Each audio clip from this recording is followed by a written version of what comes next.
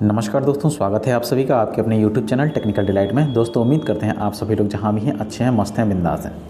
तो दोस्तों BRO border road organisation की ये वैकेंसी है, जिसके अंतर्गत ITI से रिलेटेड कैंडिडेट्स की वैकेंसी है ये, ठीक है। अदर वैकेंसी भी है जो 10th किए हुए हैं उनके लिए भी है, लेकिन मैं स्पेशली बात करूँगा ITI से रिलेटेड कैंडिडेट्स की, और बाकी अदर जो सीट है वो भी मैं आपको दिखाऊँगा। ओके, तो देख सकते हैं इसमें पहली बात की पॉइंट जो लिखा गया है, ये 44 पेज का नोटिफिकेशन है पूरा, लेकिन जो इसके मेन पॉइंट्स हैं वो सारे मैं आपको फॉर्म फीस से रिलेटेड, जो एज लिमिट है उससे रिलेटेड, और क्या क्या एलिजिबिलिटी रहने वाली है, क्या क्वालिफिकेशन रहने वाला है, इन सारी चीज़ों के बारे में आपको बता दूंगा। पहला मेन पॉइंट है, only male candidates are eligible to apply. Female candidates यहाँ पर एलिजिबल नहीं है अप्लाई करने के लिए, ठीक है। उसके बाद देखिए सेकंड पॉइंट यहाँ पे कम मैंडेटरी क्या है, देखिए जो भी सेंटर है आपका physical efficiency test and practical test, trade test, जो भी होगा रिटन टेस्ट, इन सभी के लिए एक कॉमन सेंटर है, GREF सेंटर, DE कैंप, अंधी रोड, पुणे। केवल आपका जो भी एग्जामिनेशन इससे रिलेटेड कंडक्ट करवाया जाएगा वो सारा इसी सेंटर पे कंडक्ट करवाया जाएगा, ठीक है। पहली बात, ये फॉर्म जो भरना है आपको वो ऑफलाइन भरना है, ये बात आप याद रखिएगा। एप्लीकेशन फॉर्म में दिखाऊंगा आपको, ऑफलाइन आपको फॉर्म फिल करना है, और आपको जो एप्लीकेशन फॉर्म सेंड करना है वो commandant GREF centre, DE camp, Pune, इस सेंटर पे आपको भेजना है रजिस्टर्ड पोस्ट के द्वारा अलॉन्ग विथ एक्नॉलेजमेंट, ठीक है। उसके बाद इन्वेलप पे क्या लिख के भेजना है, A4 साइज़ का आपको पेपर रहेगा ये। फिर उसका इन्वेलप भी जो आप लीजिएगा लिफाफा पीले रंग का, वो भी आप बड़ा सा ले लेंगे, जिसमें A4 साइज़ पूरी तरीके से आ पाए, और उस इन्वेलप के ऊपर किस पोस्ट के लिए आप अप्लाई कर रहे हैं वो भी आपको यहाँ पर क्लियरली मैंशन करना होगा। जो इसकी क्लोजिंग डेट है, देखिए एडवर्टाइजमेंट जब से आया हुआ है तो इसकी जो क्लोजिंग डेट है 10/11/2022 है, यानी इस डेट से पहले आपको किसी भी हालत में आपका फॉर्म पहुंच जाना चाहिए। तो यानी अभी से आप फॉर्म फिल करेंगे तो आपका आराम से टाइम तक पहुंच जाएगा, ठीक है। उसके बाद चलते हैं आगे, हम की पॉइंट्स पे जो भी है उससे रिलेटेड बातें करेंगे। यहाँ पे लिखा गया है कि जो आप इसमें डेट ऑफ बर्थ फिल करेंगे वो आपकी हाई स्कूल की मार्कशीट में जो दिया गया डेट ऑफ बर्थ है वही फिल करिएगा, ठीक है। इस बात के यहाँ पे बताया गया है। आप किसी भी चीज़ से रिलेटेड जो कुछ भी होगा, जो भी BRO की वेबसाइट पे अपडेट कर दिया जाएगा, जो भी आपका फिजिकल इफिशियंसी टेस्ट और ऑर्गेनाइज करवाया जाएगा, ठीक है। उसके बाद देखिए रिटन टेस्ट होगा आपका, वो ऑब्जेक्टिव बेस होगा। ऑब्जेक्टिव चाहे subjective in nature will be bilingual, Hindi और इंग्लिश में होगा। Objective part will be OMR based, whereas subjective part will be answered with answer sheet, यानी ऑब्जेक्टिव और सब्जेक्टिव दोनों होने की उम्मीद है। ये उनके ऊपर डिपेंड करता है वो कैसे करवाते हैं, ठीक है। उसके बाद देखिए यहाँ पे क्लियरली मेंशन किया गया है, note 1, if large number of a candidate apply for a particular post against this advertisement, a cut off percentage is essential qualification will be fixed for issue of a call letter. जो आपको call letter दिया जाएगा वो आपके percentage के आधार पे, जैसे बहुत ज़्यादा लोगों ने अगर अप्लाई कर दिया इस फॉर्म को, तो वो क्या करेंगे, परसेंटेज निकालेंगे पहले आपका। परसेंटेज के आधार पे जो हाईएस्ट परसेंटेज वाले जितने भी कैंडिडेट्स होंगे, तो एक सीट पे आपको 10 कैंडिडेट्स को बुलाएंगे, तो 1:10 रहने वाला है। फिर उन्हीं का पेपर करवाया जाएगा, उसके बाद physical efficiency test and further, यानी आप परसेंटेज से ही पहली बार जिसके परसेंटेज कम है वो इसमें ऑलरेडी ही रिजेक्ट हो जाएंगे कहीं ना कहीं। जिसके हाईएस्ट परसेंटेज होगा केवल वही लोग शॉर्ट लिस्ट हो पाएंगे, ठीक है। अगर नंबर ऑफ़ कैंडिडेट्स ज़्यादा रहते हैं, जैसे कहने का मतलब ये है कि अगर मान लीजिए 10 पोस्ट है, फॉर्म एप्लीकेशन फॉर्म आपको मिला कितना 100, तो ये लोग नहीं करेंगे ऐसा। लेकिन अगर मान लीजिए एप्लीकेशन फॉर्म यहाँ पे मिल गया 200, तो फिर आपको परसेंटेज के हिसाब से यहाँ पे शॉर्ट लिस्ट किया जाएगा, फिर उन्हीं का एग्ज़ाम कंडक्ट करवाएंगे, ठीक है। फिर उसके बाद देखिए एज लिमिट के बारे में बात कर लें कि किसी क्या एज लिमिट रहने वाली है। तो देखिए ड्राफ्टमैन की जो एज लिमिट रहने वाली है 18 से 27 साल रहने वाली है। रिलैक्सेशन जो आपको दिया जाएगा वो आपको कैटेगरी वाइज दिया जाएगा, और relaxation for the government servant up to 40 year भी है इन केस ऑफ, क्योंकि PWD कैंडिडेट जो होंगे गवर्नमेंट सर्वेंट होते हैं उनको रिलैक्सेशन ये देते हैं, तो ये रिलैक्सेशन 40 से 45 साल तक का भी होगा, ठीक है। उसके बाद देखिए सुपरवाइज़र जो एडमिनिस्ट्रेशन है उसकी भी एज लिमिट 18 से 27 साल है, रिलैक्सेशन आपको कैटेगरी वाइज है। फिर ऊपर उसके बाद सुपरवाइज़र स्टोर की भी 18 से 27 साल है। उसके बाद सुपरवाइज़र सीपर के लिए देखिए आप 18 से 27 साल है। हिंदी टाइपिस्ट के लिए भी 18 से 27 साल एज लिमिट है। ऑपरेटर कम्युनिकेशन के लिए भी 18 से 27 साल है। इलेक्ट्रीशियन के लिए एंड वेल्डर के लिए कैंडिडेट जो है इलेक्ट्रीशियन और वेल्डर वाले, ये यहाँ पे देख सकते हैं, इनके लिए भी 18 से 27 साल एज लिमिट यहाँ पे रहने वाली है, ठीक है, जो क्लियरली यहाँ पे मेंशन किया गया है। उसके बाद मल्टीटास्किंग वर्कर जो हैं, ये हाई स्कूल पे वैकेंसी होती है, 18 से 25 साल इसकी एज लिमिट है। उसके बाद मल्टी स्किल वर्कर कुक के लिए भी यहाँ पे ये ब्लैक स्मिथ की है, ये कुक की है, तो इसकी भी हाई स्कूल होती है, 18 से 25 साल इसकी एज लिमिट यहाँ पे दी गई है।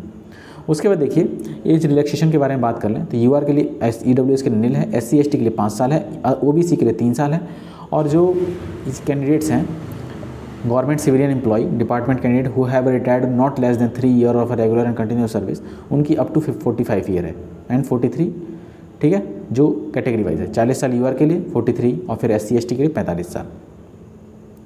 उसके बाद बात करते हैं हम आगे। उसके बाद देखिए यहाँ पे एक चीज़ और लिखा गया है, age and experience where required will be reckoned age on a closing date of application that is 45 days from the publication of this advertisement of employment news. ये नोटिस जब का पब्लिश हुआ है, यानी कहने का मतलब ये है 10/11/2022 तक आपकी जो एज लिमिट है उसको ये कंसीडर करेंगे, और एक्सपीरियंस भी जो कुछ भी अगर है तो आपका उस एज लिमिट तक कंसीडर यहाँ पे करने वाले हैं, ठीक।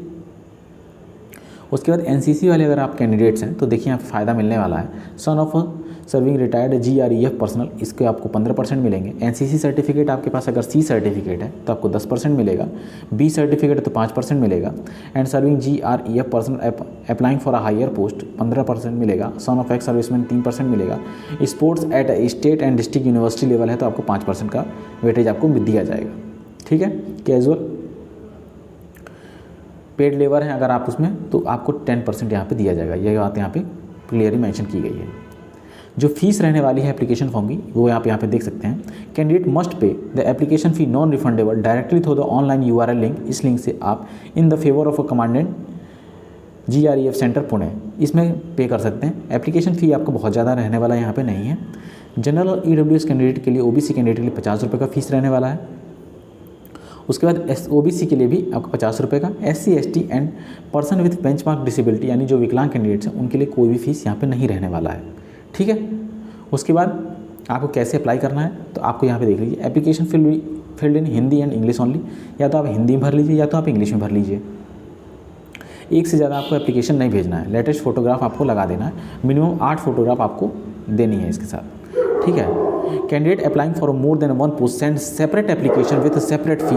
1 envelope should contain 1 application for 1 post only. However, date of a written test, physical efficiency test and practical test will be decided by the department. ठीक है, कैंडिडेट अगर एक से ज़्यादा सीटों पे अगर अप्लाई करता है, separate application with separate fees के साथ आपको अप्लाई करना होगा। जैसे मान लीजिए कोई कैंडिडेट इलेक्ट्रीशियन का अप्लाई करता है, वो अगर मान लीजिए मल्टीटास्क वाली मल्टी स्किल लेबर वाली पोस्ट पे भी एलिजिबल है हाई स्कूल पे, तो वो अगर उसको भी अप्लाई करता है तो उसके लिए एक अदर से एप्लीकेशन फॉर्म को फिर से फिल करेगा और अदर से एनवेलप में लगा के फिर से उसे पोस्ट करना होगा, ठीक है।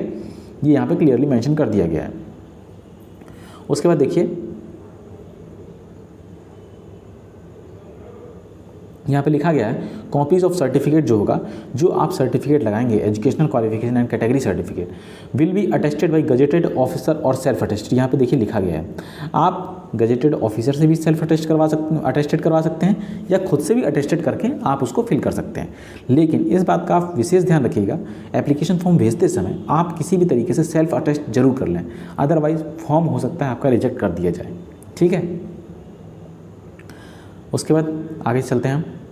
उसके एक चीज़ मैं आपको और बता दूं, BRO में अगर आप अप्लाई कर रहे हैं तो इसमें आप सेंट्रल का कास्ट सर्टिफिकेट जरूर बनवा के रखिए। आप सेंट्रल का कास्ट सर्टिफिकेट ही लगाया करें सेंट्रल की वैकेंसीज में, ओके। आगे चलते हैं हम।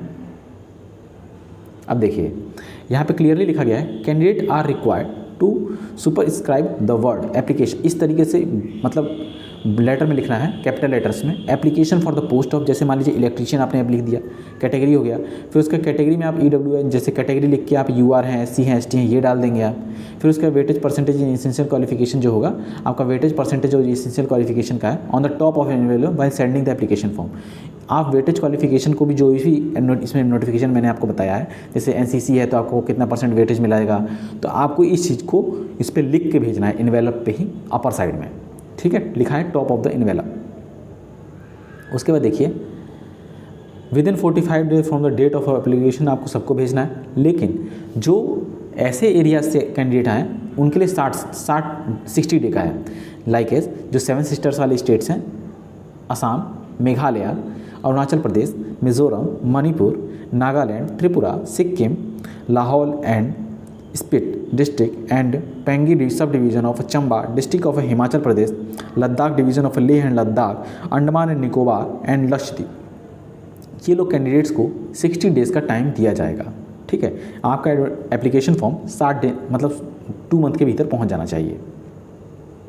ये कंडीशन सबके लिए नहीं थी, जिस स्टेट का मैंने नाम लिया है केवल उन्हीं के लिए, बाकी कैंडिडेट्स 45 दिन के भीतर भेज देंगे। उसके बाद देखिए अनसाइंड, जैसे आप कुछ भी भेजते हैं, जैसे आपने सेल्फ अटेस्टेड नहीं किया तो इस तरीके से आपका फॉर्म रिजेक्ट कर दिया जाएगा। चलते हैं आगे। देखिए एप्लीकेशन आफ्टर ड्यू डेट अगर रहेगा, आपका एप्लीकेशन फॉर्म ड्यू डेट के बाद पहुंचेगा तो भी आपका रिजेक्ट कर दिया जाएगा। ये उसकी कंडीशन दी गई है, किस किस कंडीशन पे आपका फॉर्म रिजेक्ट किया जाएगा। डॉक्यूमेंट जो आपको प्रोड्यूस करने होंगे, कॉल लेटर होना चाहिए, आपके पास आधार कार्ड होना चाहिए, एजुकेशनल क्वालिफिकेशन होना चाहिए, कास्ट सर्टिफिकेट होना चाहिए, एक्सपीरियंस होना चाहिए, इनकम सर्टिफिकेट होना चाहिए। All other requesting document required to proof of according to weightage of marks, like NCC है तो एमसीसी आपको दिखाना होगा, डोमिसाइल होगा आपको दिखाना होगा, disability and attention of A duly attestation of form duly field correctly, जैसे आप अटेस्टेड करें तो वो भी आपका करेक्टली फिल्ड अप होना चाहिए।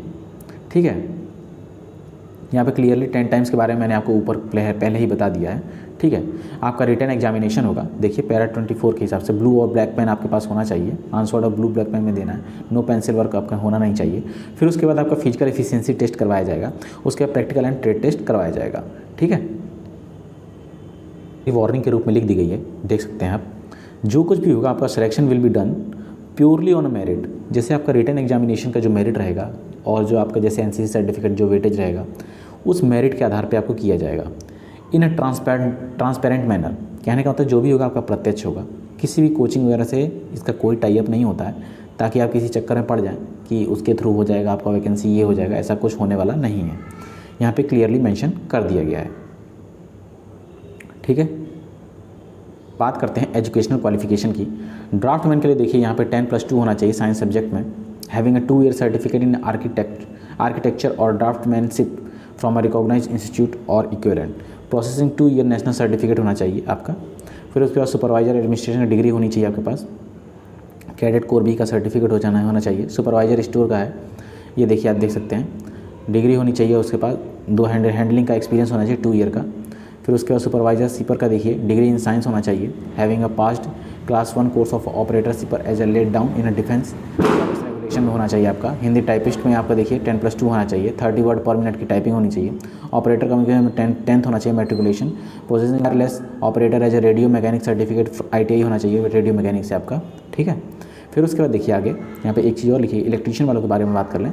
मैट्रिकुलेशन होना चाहिए प्लस आपका possessing certificate of auto electrician from ITI में, ऑटो इलेक्ट्रीशियन में आपका, और equivalent having 1 year experience as a electrician, ये आपका पोजेसिंग सर्टिफिकेट होना चाहिए ITI का, और 1 साल का आपके पास एक्सपीरियंस होना चाहिए। और या फिर having pass the electrician class 2 course as laid down in a defence service regulation, defence service के हिसाब से जो भी है क्वालिफिकेशन रेगुलेशन फॉर सोल्जर हो, ऑफ ऑफिस रिकॉर्ड और a centre of a similar establishment of a defence हो, या फिर जैसे आपके पास ITI हो, 1 साल का एक्सपीरियंस हो, तो आप इसमें एलिजिबल अप्लाई करने के लिए। इन सेम वे वेल्डर वाले कैंडिडेट्स जो हैं, इसमें मैट्रिकुलेशन पोजेसिंग वेल्डर में जो होगा electrical and gas certificate from ITI होना चाहिए, यानी इलेक्ट्रीशियन वाले भी और गैस वाले भी दोनों लोग इसमें एलिजिबल हैं अप्लाई करने के लिए। फिर उसके बाद देखिए हैविंग अ पैरा को आर्मी इंस्टीट्यूट से हो, आपका वर्कशॉप वगैरह से एक्सपीरियंस हो 1 ईयर का, तो भी एलिजिबल है। उसके बाद देखिए यहाँ पे तो आर्मी से जो भी इसमें करने वाले होंगे, तो अधिकतर तो मान लीजिए एक्स सर्विसमैन वगैरह में ही काउंट हो जाएंगे। उसके बाद देखिए मल्टी स्किल वर्कर में देखिए इसमें मैट्रिकुलेशन होना चाहिए, ब्लैक स्मिथ में आपका ITI होना चाहिए। उसके बाद पैरा 2 के हिसाब से, डिफेंस के हिसाब से आपका सर्टिफिकेट कोर्स होना चाहिए।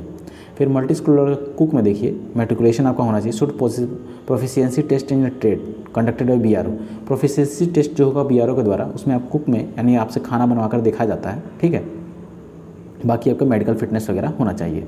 उसके बाद देखिए syllabus of written examination, question is simple math, question in mensuration, question in civil engineering drawing, quantity aptitude and general knowledge. Administration का सिलेबस आप यहाँ देख सकते हैं, सुपरवाइजर स्टोर का भी सिलेबस आप देख लीजिए, सुपरवाइजर सिंपर का भी आप सिलेबस देख लीजिए। फिर उसके बाद देखिए हिंदी टाइपिस्ट का आप सिलेबस देख सकते हैं। उसके बाद ऑपरेटर कम्युनिकेशन का आप सिलेबस यहाँ देख सकते हैं। फिर बात करते हैं इलेक्ट्रीशियन वालों के लिए, wiring, all type of wiring including house wiring, charging of batteries, maintenance of electrical machinery held in a workshop, simple electric calculation, measuring and testing instrument and electrical motor and generator and general knowledge, ये आपका paper रहने वाला है इससे related. Welder वाला question of gas welding, arc welding and operator and maintenance of welding equipment used in welding, safety precautions and general knowledge से related question आपसे यहाँ से पूछे जाएंगे। उसके मल्टी स्किल वर्कर के लिए ब्लैक स्मिथ में देखिए आप question on mensuration, making of ironmongery, riveting, preparation of a cylindering cone and MSGO sheet, copper, brass and tin plate, knowledge of tools and safety precautions, general knowledge. Multi skill worker cook में देख लीजिए, non veg dishes भी आपको बनाने आना चाहिए, ये सब चीज़ें दी गई हैं, ठीक है। उसका ये हो गया ट्रेड टेस्ट आपका 40% मार्क मिनिमम आपको लाना कंपलसरी होगा। फिर देखिए यहाँ पे जो आपका ट्रेड टेस्ट करवाया जाएगा, जिससे बाद नीचे ट्रेड टेस्ट से रिलेटेड ये चीज़ें दी गई हैं। हिंदी टाइपिंग में पूछा क्या जाएगा, ऑपरेटर के लिए देखिए ये सब चीज़ें पूछेंगे। इलेक्ट्रीशियन के लिए देखिए making a joint in fixing off switch board and switches and MCB ETC आपसे प्रैक्टिकल करवाया जाएगा। आइडेंटिफिकेशन ऑफ इलेक्ट्रिकल कंपोनेंट व electrical component of equipment and plant का ये भी करवाया जाएगा। Identification of tool and equipments ये भी आपको करवाया जाएगा। तो ये सब चीज़ें आप प्रिपेयर करके जाएंगे, ठीक है। थोड़ा बहुत प्रैक्टिकल नॉलेज आपके पास होनी चाहिए जब आप ट्रेड टेस्ट देने जाएंगे, ठीक है। तो ये ट्रेड टेस्ट से रिलेटेड भी जो कुछ भी सिलेबस है वो आपको यहाँ पे दे दिया गया है। सैलरी जो भी आपकी रहने वाली है, देखिए इलेक्ट्रीशियन और वेल्डर के लिए हम दिखा देते हैं आपको 19,900 से लेकर 63,200 के बीच में रहने वाली है। यही सैलरी अप्रॉक्सीमेटली सबकी रहने वाली है, कुछ इन पोस्टों की हटाकर, ठीक है। बाकी सबकी सेम है। और यहाँ पे 2 पोस्टों का यानी मल्टी स्किल वर्कर की भी इसकी पोस्टों का हटा, इन तीनों की सेम, इन 4 की सेम रहेगी, ऊपर के 3 पोस्टों की सेम रहेगी। जहाँ बाकी जो भी था selection of on the basis of merit होगा आपका, क्लियरली मेंशन क्लियरली ही इसमें किया गया है। उसके बाद देखिए फिजिकल एफिशिएंसी टेस्ट में 1 माइल का रन होगा आपका, only passing the test mandatory 10 minute का टाइम अवेलेबल होगा। यहाँ पे क्लियरली लिख दिया गया है फिजिकल एफिशिएंसी टेस्ट के बारे में। उसके बाद देखिए फिजिकल स्टैंडर्ड की बात कर लें तो हिमालय रीजन के लिए कितनी हाइट रहेगी आप यहाँ पे क्लियरली देख सकते हैं। आप जिस रीजन में भी आते हो तो उससे रिलेटेड आप यहाँ देखिए कि आप किस रीजन में हैं और आपका मिनिमम हाइट और वेट क्या रेशियो में रहने वाला है। इससे बात करें वेस्टर्न यूपी की तो 162.5 and 76 centimetre unexpanded and 5 centimetre expansion चाहिए चेस्ट का एंड 50 kg आपका वेट होना चाहिए, ठीक है। यूपी एंड बिहार वालों में 157 यहाँ पर दिया गया है। उसके बाद देखिए आगे हम बात करते हैं जनरल इंस्ट्रक्शन, ये हो गया। रिस्पॉन्सिबिलिटीज़ वगैरह जो की पॉइंट्स थे वो मैंने सारे आपको बता दिए हैं। उसके बाद हम बात करते हैं एप्लीकेशन फॉर्म की, ठीक है। तो आप यहाँ देख सकते हैं BRO का ये एप्लीकेशन फॉर्म है, आप ये डाउनलोड कर लेंगे या आप हमारा टेलीग्राम ग्रुप ज्वाइन कर लेंगे, आप हमारा वहाँ से भी डाउनलोड कर सकते हैं इसको, चाहे इसका ऑफिशियल लिंक मैं आपको दे दूँगा, आप वहाँ से भी इसको डाउनलोड कर लेंगे।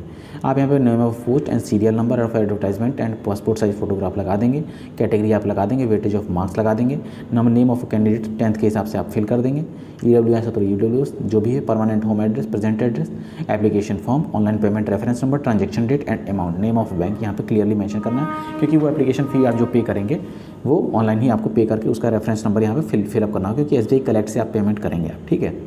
उसके बाद देखिए ये सारी चीज़ें आपको फिल कर देनी है। NCC सर्टिफिकेट है, इसेंशियल क्वालिफिकेशन के बारे में जो भी यहाँ पे डिटेल मांगी गई है, left hand thumb impression, place and signature of candidates ये यहाँ पे मांगा गया है।